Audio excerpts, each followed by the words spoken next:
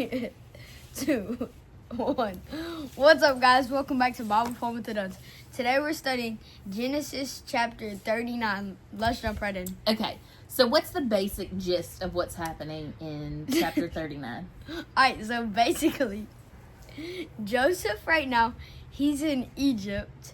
And basically, God's been with him this whole time. And whatever choices he's made, he's helped him. And right now he's in his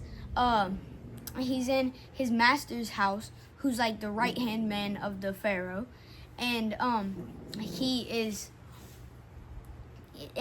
like the Pharaoh's wife is like Potiphar's wife. Yeah, yeah, the Pharaoh's right hand man, whatever his name is, Potiphar. His wife likes Jacob, and Jacob's Joseph. Joseph. I get those two mixed up. Now you know why I call you John and Jax. Yeah, I do. Alright, so Potiphar's wife likes Joseph, and he's like, "You're married. I don't like you." And so, yeah. That's right.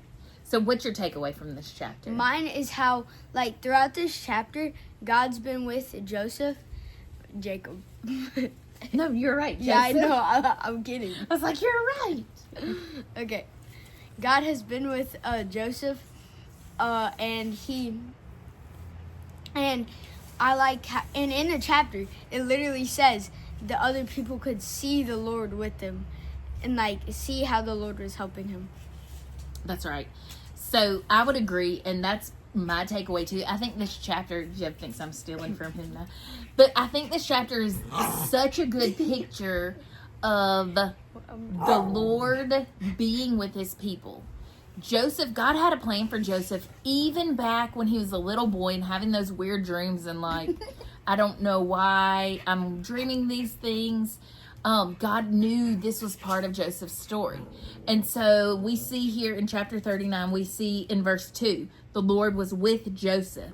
And verse 3, his master saw that the Lord was with him.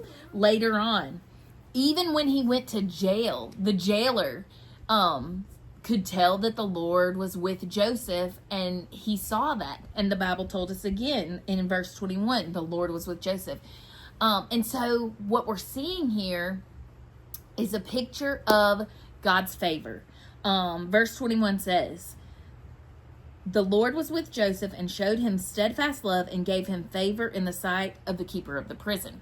But what we have seen all through Joseph's life is God's favor. Does that mean his life is perfect? No. Literally, his brothers were trying to kill him, and then at the last minute they decided, let's make money off of him and just sell him into slavery.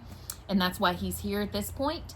Does that mean life is smooth sailing from that point on? No. He makes it up in the ranks, and he's Potiphar's right-hand guy. So Potiphar is the right-hand guy to Pharaoh. So he's way up there in the ranks.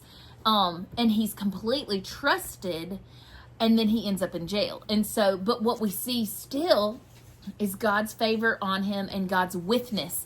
The fact that he never leaves Joseph, no matter where he is so beautiful and such an important takeaway for us Christ followers.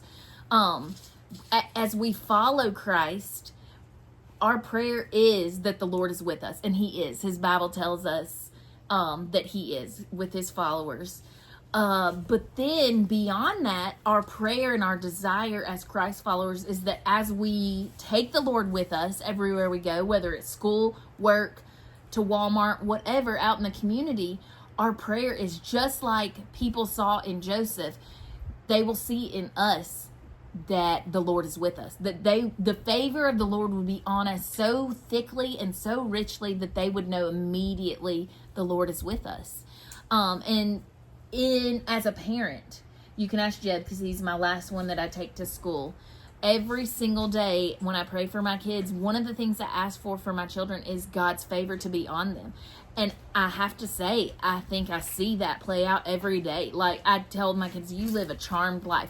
Does that mean everything's easy? Does that mean everything's perfect? No. Joseph ended up in jail under the favor of the Lord.